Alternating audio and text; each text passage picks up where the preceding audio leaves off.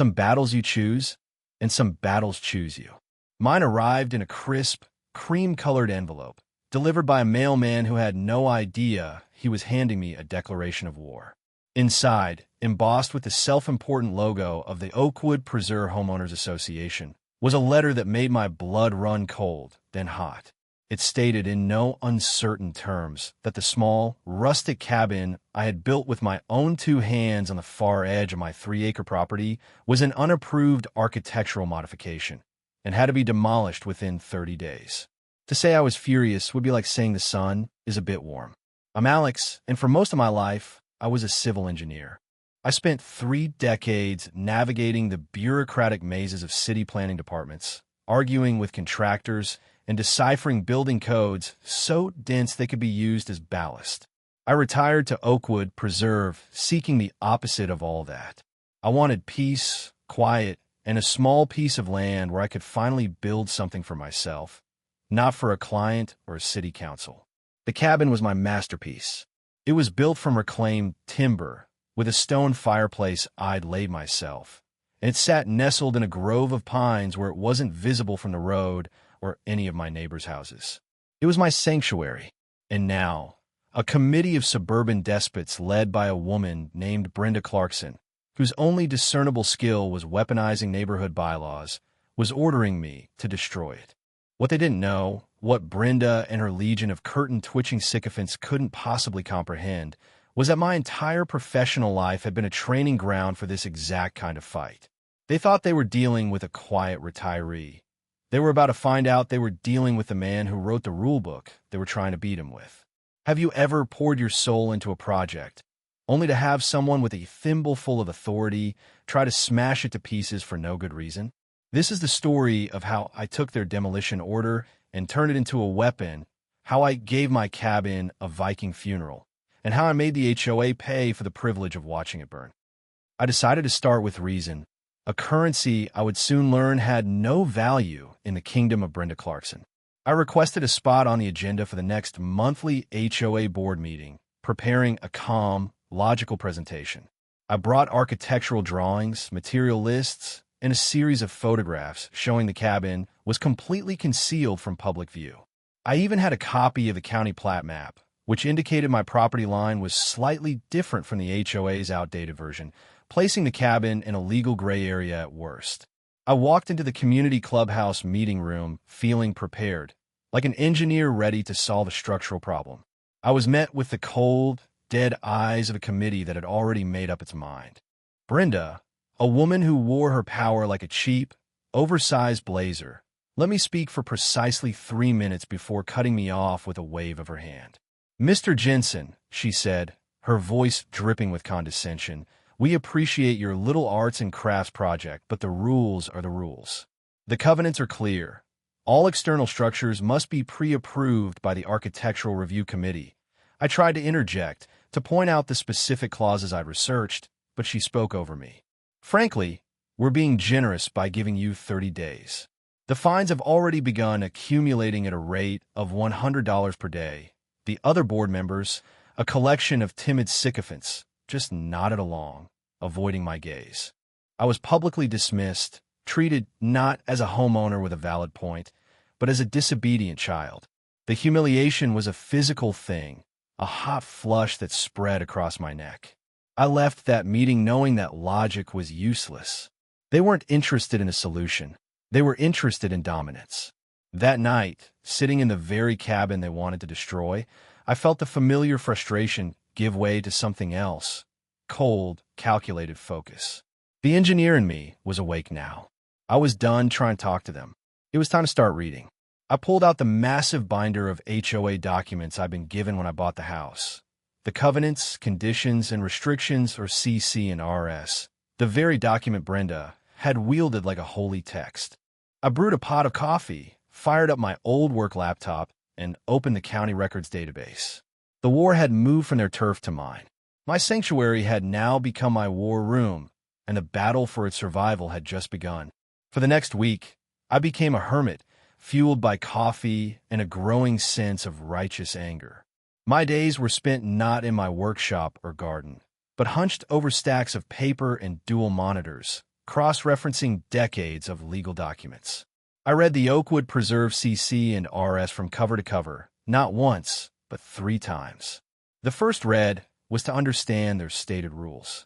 The second was to find the contradictions and ambiguities.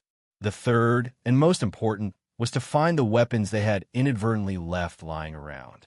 HOAs, in their quest for absolute control, often overwrite their own rules, creating a tangled mess of obligations for themselves in the process. Brenda and her board were obsessed with homeowner violations, but they were utterly blind to their own duties. I created a spreadsheet, mapping every single responsibility the HOA charter assigned to the board. Landscape maintenance, common area upkeep, insurance requirements, and, most interestingly, hazard abatement. This was where I started to feel the first tingle of an idea. The bylaws were filled with language about the HOA's duty to maintain the aesthetic beauty and safety of the community and to promptly remove any and all public nuisances or hazardous conditions from common areas or areas affecting the community. This was standard boilerplate, but the definition of areas affecting the community was beautifully, almost poetically, vague. Then I found the aha moment. It wasn't one single clause, but the intersection of 3. The first was the hazard abatement clause. The second was a poorly written section on fire mitigation, a relic from an early draft of the bylaws that obligated the HOA to ensure the clearing of flammable debris and potential fire sources. The third, and this was the linchpin, was a detail I found not in the HOA documents, but in the original county development plans. The 3 acres I owned were part of a later parcel added to the development, and the legal transfer to the HOA's jurisdiction had been sloppily handled. My property was technically under their governance, but the common area definitions hadn't been updated to exclude my acreage specifically. A clever lawyer could argue that any hazard on my property that affected the community fell into a jurisdictional limbo. It was an opening, a small one, but it was there. My plan began to coalesce, moving from a vague notion of defiance to a concrete, step-by-step strategy. They wanted the cabin gone. Fine, I would get rid of it. But I would do it on my own terms, and I would transform my personal property dispute into an official HOA problem. The cabin wasn't just a structure.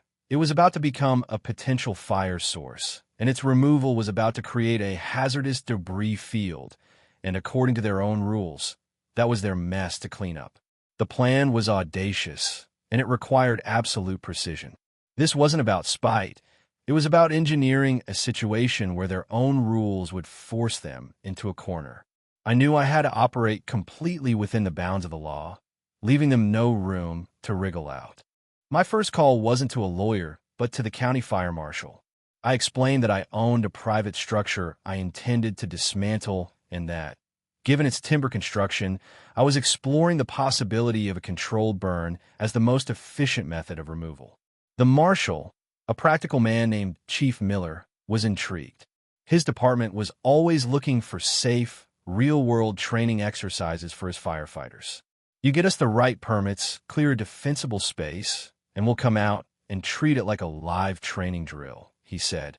It's better for my guys than burning pallets in a concrete lot. This was perfect.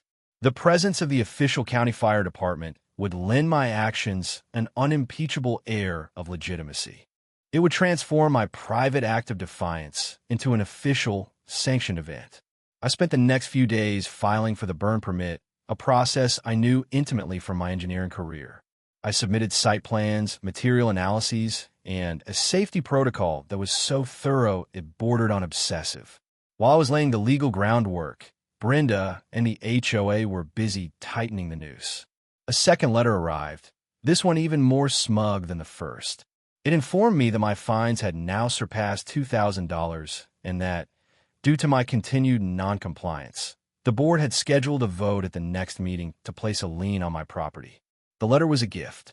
It was documented proof of their escalating aggression and their singular focus on punishing me, rather than finding a reasonable solution. Their overconfidence was my greatest asset. They saw my silence as surrender, my inaction as fear.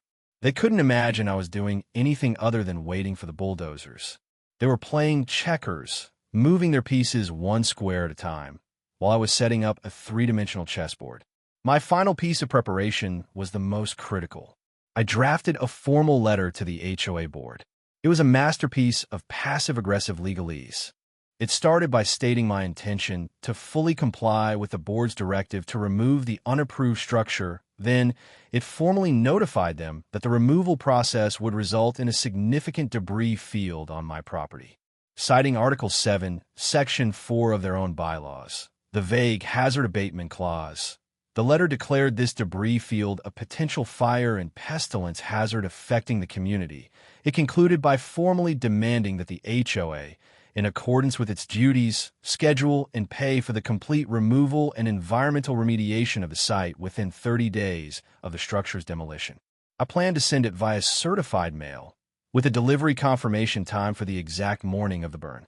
The day of the burn dawned crisp and clear, a perfect autumn morning. By 8 a.m., my property looked less like a quiet homestead and more like a staging ground for a major operation.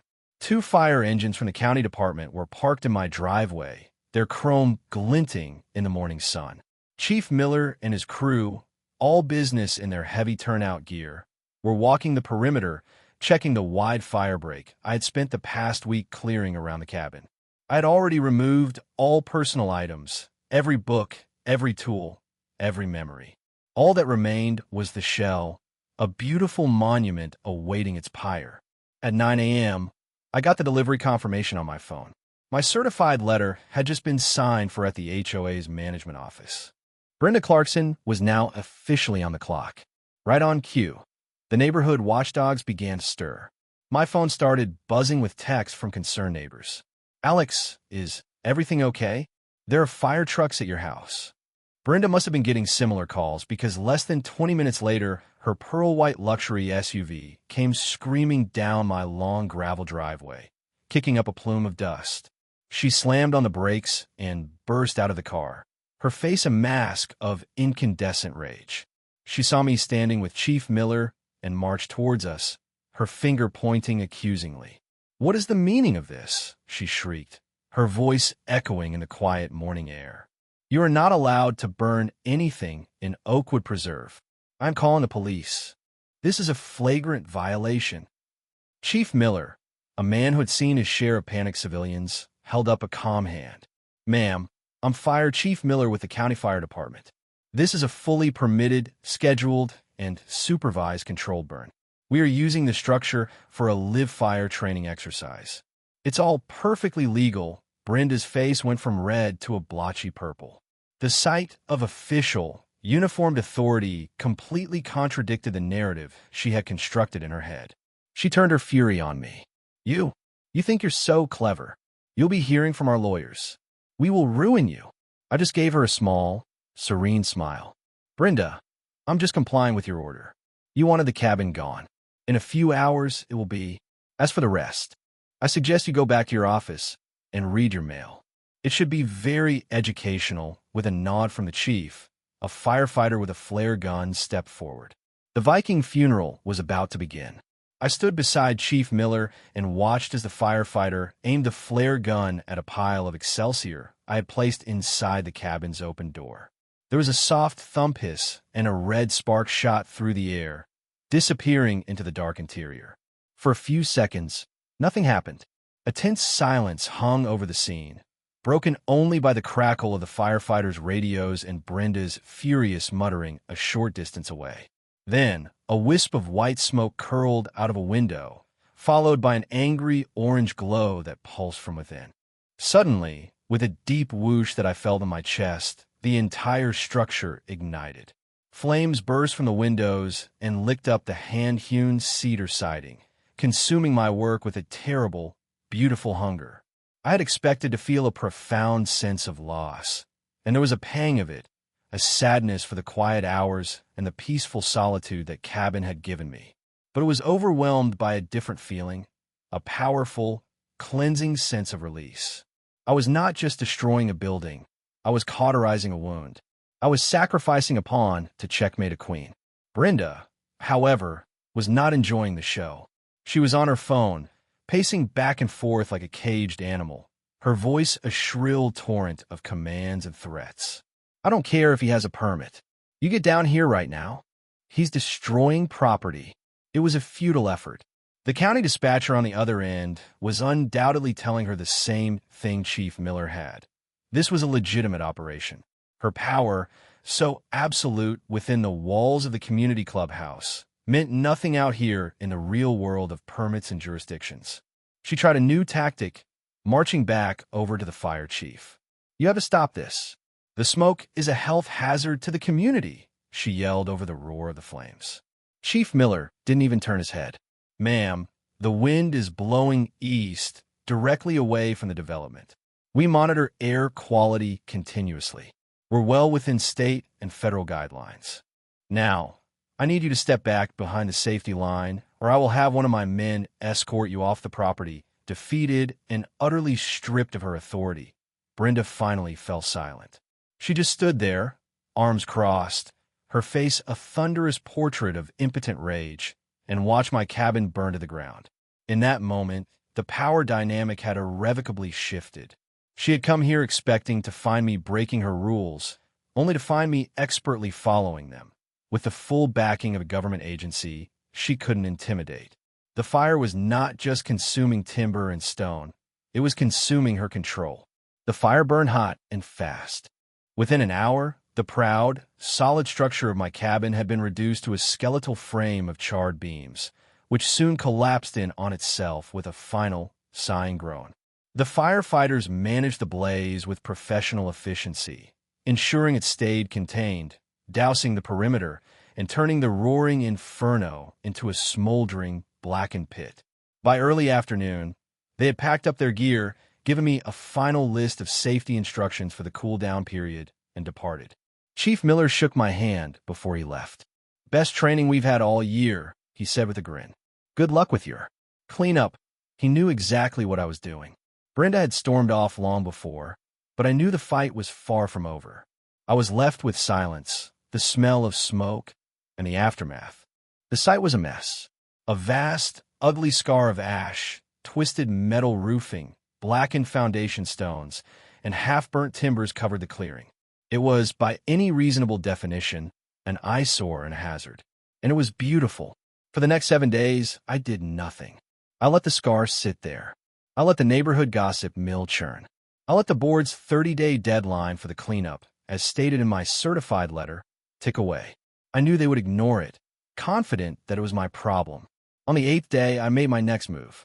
I called 3 different professional land clearing and environmental remediation companies, getting detailed, itemized quotes. I chose the most thorough, a bonded and insured company that specialized in fire site cleanup. Their quote was substantial, covering soil testing, debris removal, and transportation to a certified disposal facility. It came to a grand total of $27,450. I signed a contract and told them to send the invoice directly to me. A week later, with the paid invoice in hand, I prepared for the final act. The monthly HOA meeting was that evening.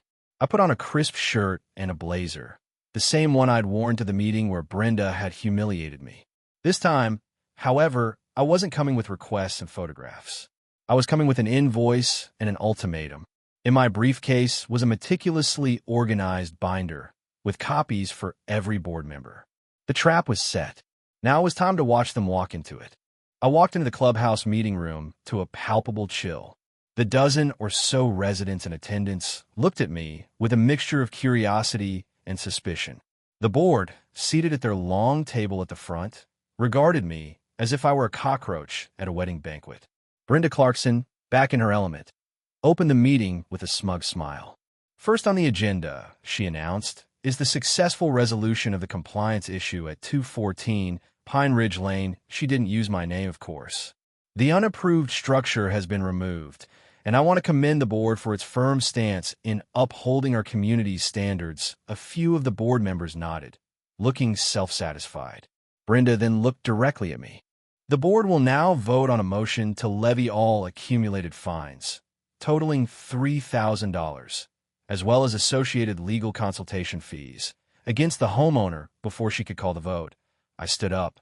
"Madam President," I said, my voice calm and clear, cutting through the smug atmosphere. Before you vote on that, I believe you need to address a far more pressing financial matter.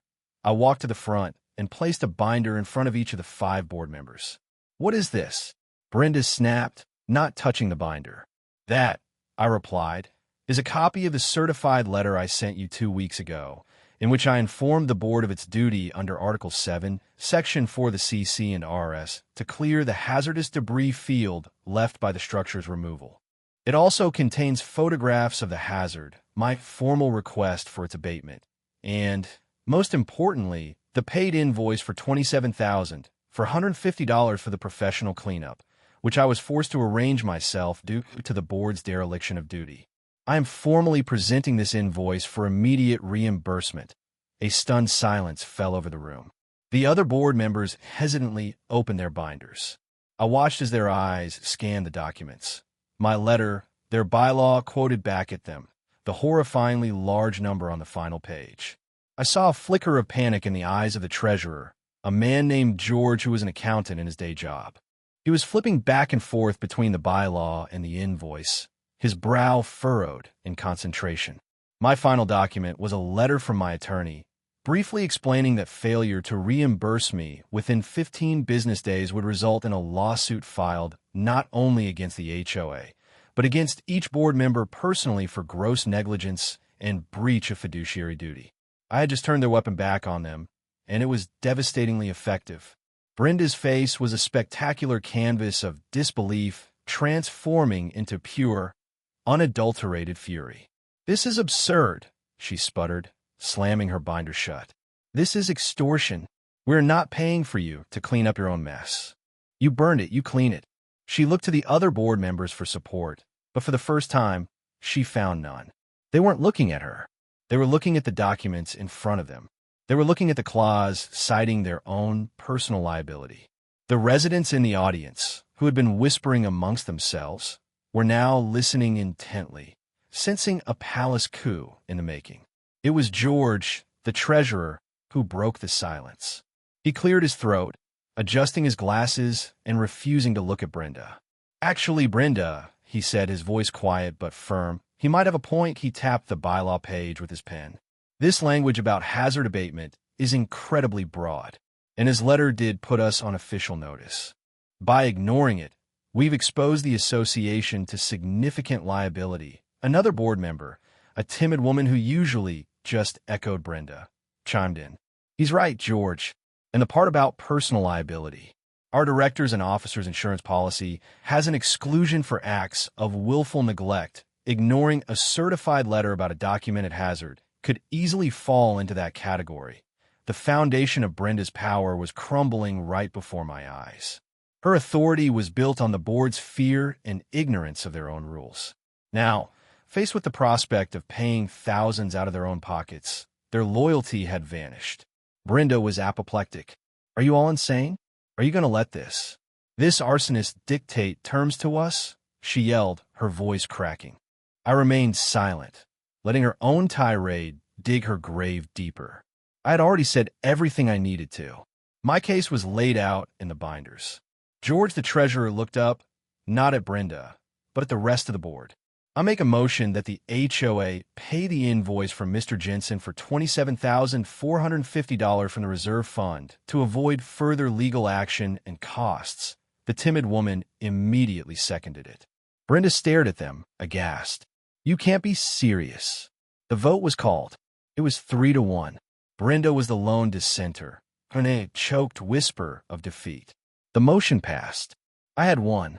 Her reign of terror was over, not with a bang, but with the quiet rustle of paper and the dawning horror of financial liability.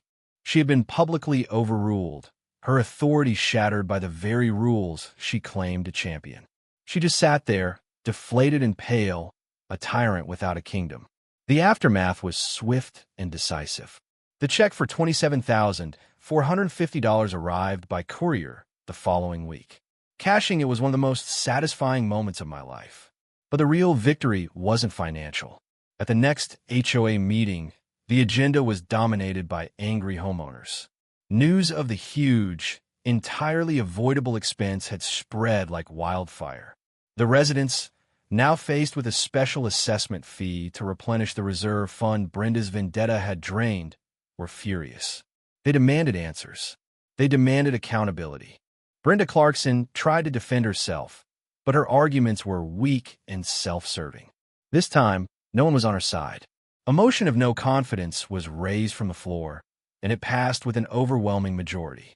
Brenda was forced to resign from the board in utter disgrace, a fittingly public end to her petty tyranny.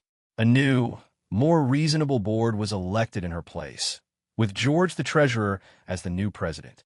One of their first acts was to form a committee, which they asked me to advise, to conduct a complete review of the CC and RS, tasked with clarifying ambiguities and removing predatory clauses. My single act of defiance had inadvertently triggered a community-wide reform, creating a more fair and transparent system for everyone. As for me, I had achieved the peace I originally sought, albeit through a trial by fire. I never rebuilt the cabin. Its purpose had been served. Its memory was now a monument not to quiet solitude, but to strategic victory. I had lost the structure, but I had regained my tranquility, knowing I would never be bothered by petty despots again. I learned a valuable lesson through it all. When you're faced with a bully who hides behind a rulebook, your only recourse is to know that book better than they do. Power isn't always about who can shout the loudest or levy the most fines.